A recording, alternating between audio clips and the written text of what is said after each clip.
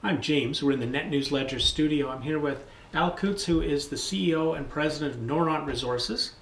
Noront is one of the, let's call them one of the little giants in the great big ring of fire. Al, welcome to NetNewsLedger. Thanks. Nice to be here, James. What do our readers and viewers need to know about how do we move forward within the ring of fire?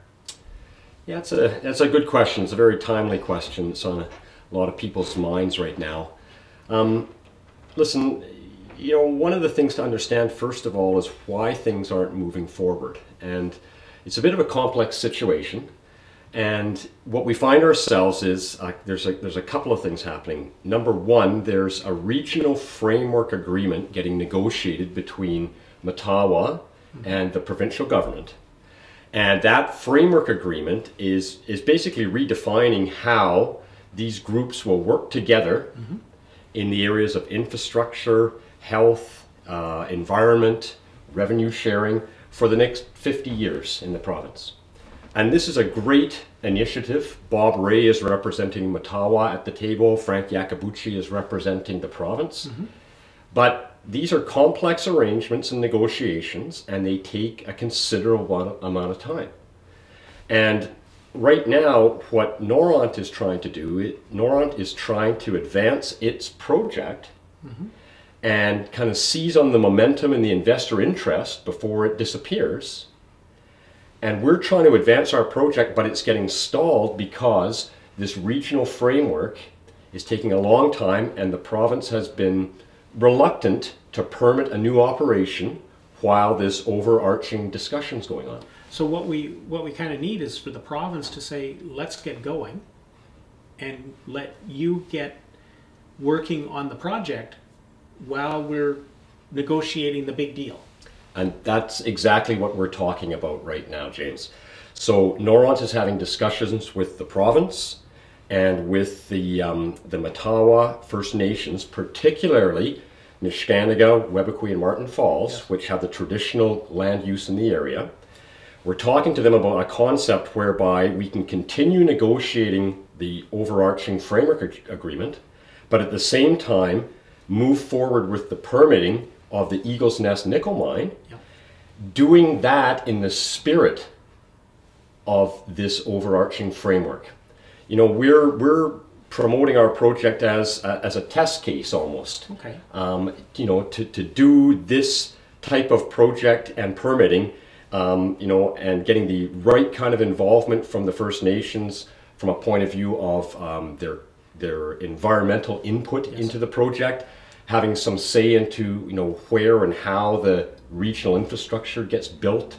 We're prepared to share some of the benefits with the First Nations. They want to be part of it. We want them to be part of it. We want some of these benefits to accrue to those communities.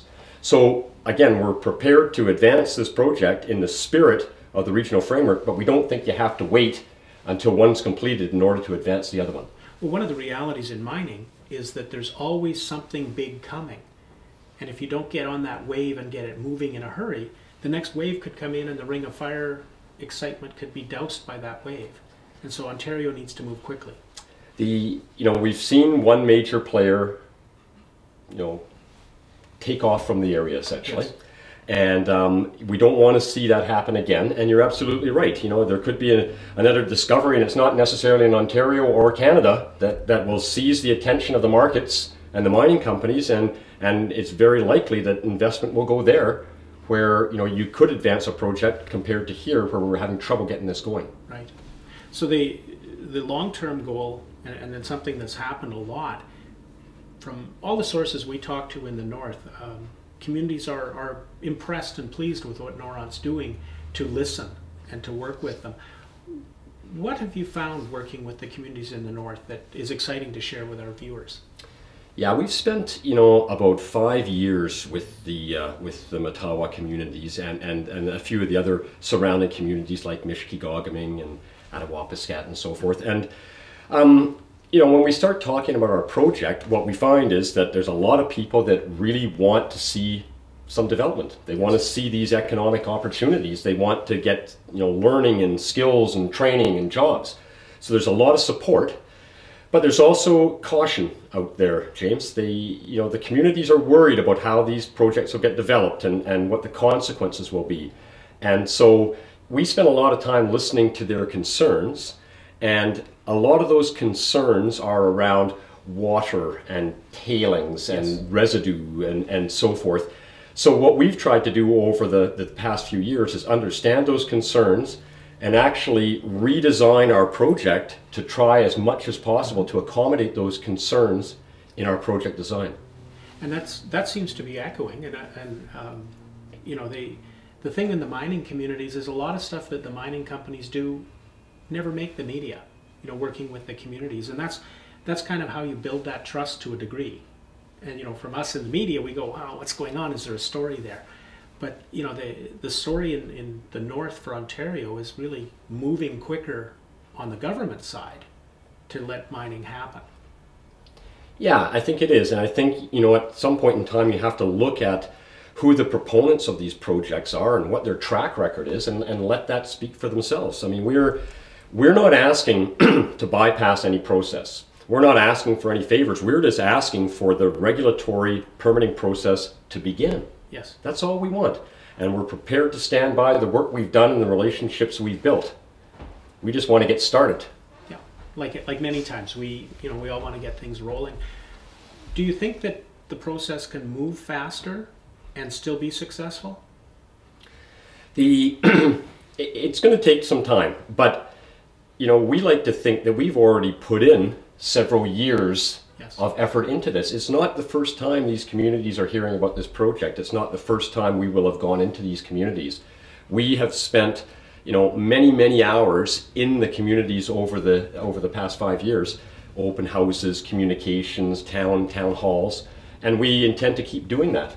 So I think it can progress quite rapidly as long as industry, government, and the First Nations are on the same playing field and decide that this is something they want to move forward on together. And the first step in that would be to start the regulatory framework approval for the environmental assessment, and that starts with a terms of reference, and that's what we're looking for from the Ontario government. Now, for those people who don't know, what does the terms of reference mean? The terms of reference really defines the work that will get done during the environmental assessment. Now, in our case, we have done a 3-year body of work already. Okay. And we are just trying to get the government comfortable with what should be in or added to that existing body of work. Okay. And that's what we need. All right. So making the Ring of Fire happen, something that we're sitting here talking with Al Coutts from Noront Resources. And the message, I guess, to government is, let's go. I'm James. We're in the NetNewsLedger studio.